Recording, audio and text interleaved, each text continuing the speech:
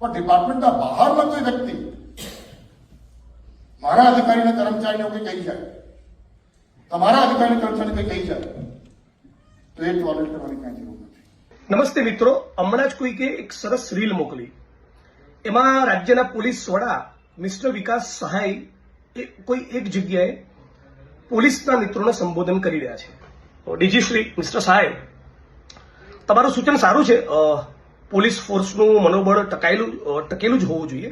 એ રાજ્ય માટે જે પોલીસ કર્મીઓ કોન્સ્ટેબલથી લઈને સિનિયર મોસ્ટ ડીજી રેન્કના ઓફિસરો જે રાષ્ટ્ર માટે દેશ માટે સેવા આપતા હોય, એમના પરસેવન અને એમના કામગીરીને એમની નિષ્ઠાને હું એપ્રિશિએટ અને સેલ્યુટ કરું છું, હું વંદન કરું છું. પણ તમે જેને લીડર ઓફ ધ ફોર્સ કીધા એવા તમારા કેટલાક કલીગ્સ અને ઉચ્ચ આઈપીએસ અધિકારીઓને લોકો ચોપડાઈ જાય છે. કેમ સાંભળી લેવું પડે છે? એટલા માટે સાંભળી લેવું પડે છે કે લગભગ 33 જિલ્લાના એસપી અને મોટા ભાગના આઈપીએસ અધિકારીઓ આજે પણ આ ગુજરાતમાં દારૂમાંથી, જુગારમાંથી, ડ્રગ્સમાંથી, લેન્ડની ડીલ્સમાંથી, માઇનિંગમાંથી, અનેક પ્રકારના કડદા હપ્તાખોરીમાંથી કમાતા હોય છે.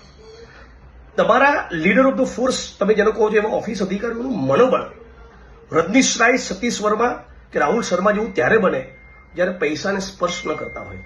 એટલે પહેલા એમનામાં જમીર પેદા થયું કરો.